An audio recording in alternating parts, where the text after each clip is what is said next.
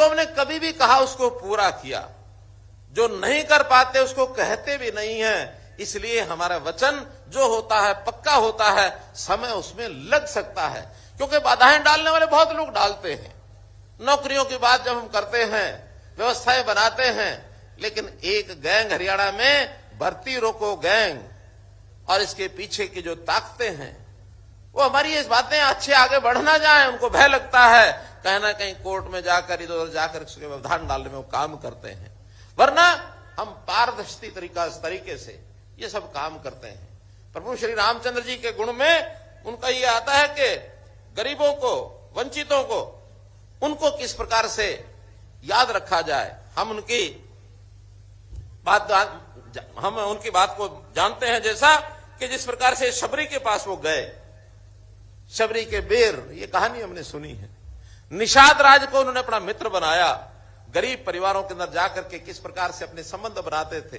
तो हम भी उसी हिसाब से अंत्योदय की भावना से, चाहे गरीब का परिवार उसको 5 अंक अलग से देकर और उसको अपना भागीदार बनाया जाए शासन व्यवस्था में, उसके घर में हर प्रकार से सहायता पहुंचाई जाए, चाहे राशन है, चाहे उसके लिए घर की व्यवस्था है, चाहे बिजली के बल्ब की व्यवस्था है, चाहे नल से जल की व्यवस्था है, चाहे गैस सिलेंडर की व्यवस्था है। गरीब परिवार को किस प्रकार से मुख्य धारा में लाना और कैसे उसकी सहायता जो आवश्यकता है उसको पूरा करना, ये हमारा उसी में से और एक विषय। महिलाओं के प्रति उनका जिस प्रकार का भाव रहता था, यानी देवी अहिल्या को उन्होंने किस प्रकार से पत्थर की मूर्ति को जीवंत कर दिया, किस प्रकार से उन्होंने महिलाओं के प्रति मन में एक भाव रहता था।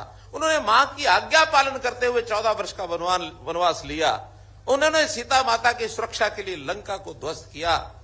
तो एक प्रकार से ऐसा माना जाता है कि महिलाओं का मान सम्मान आदर आज राम राज्य में उसी प्रकार से हो। दुख की बात तो यह है कि हमारे जो विपक्षी मित्र हैं इस प्रकार से बदनाम करने की कोशिश करेंगे, झूठी कहानियां बनाकर। अभी सिरसा के अंदर एक बहुत बड़ी कहानी बनाई गई कि महिलाओं के खिलाफ और इस प्रकार से अत्याचार हो रहे हैं। पता किया गया एक अध्यापक की शरारत से सारा समाचार घूम गया। कई दिन भरे पुलिस के उसमें लग गए, सैकड़ों बच्चियों के साथ इंटरव्यू किया, अंतोगत्वा कुछ नहीं निकला। अभी पिछले दिनों में एक और उन्होंने इसी प्रकार की घिनौनी हरकत को स्पोर्ट करना शुरू किया। यमुना पंचकूला की कोई घटना बताई गई, जबकि उसमें कोई तथ्य पाए नहीं गए हैं। अनोनिमस शिकायतें करके और बात को बतंगड़ को आगे बढ़ाना और उसके बाद लगातार बिना जांच के ये पॉलिटिकल पार्टियां और उसको लेकर के आगे बढ़ जाती हैं। केवल एक ही हेतु होता है कि किस प्रकार से सत्ता को बदनाम किया जाए। मित्रों, मैं आपके माध्यम से मैं हरियाणा की जनता को विश्वास दिलाना चाहता हूं कि बच्चियों के साथ किसी प्रकार का अपराध होगा, 12 वर्ष तक की बच्ची के साथ अपराध हुआ, शोषण हुआ, तो उसको फांसी की सजा करने वाला हरियाणा पहला प्रदेश है। हम कहीं भी किसी प्रकार से अपनी मां बेटियों की रक्षा सुरक्षा करना, उनका सम्मान करना, ये हमारा पहला दायित्व है। मित्रों, भाइयों बहनों,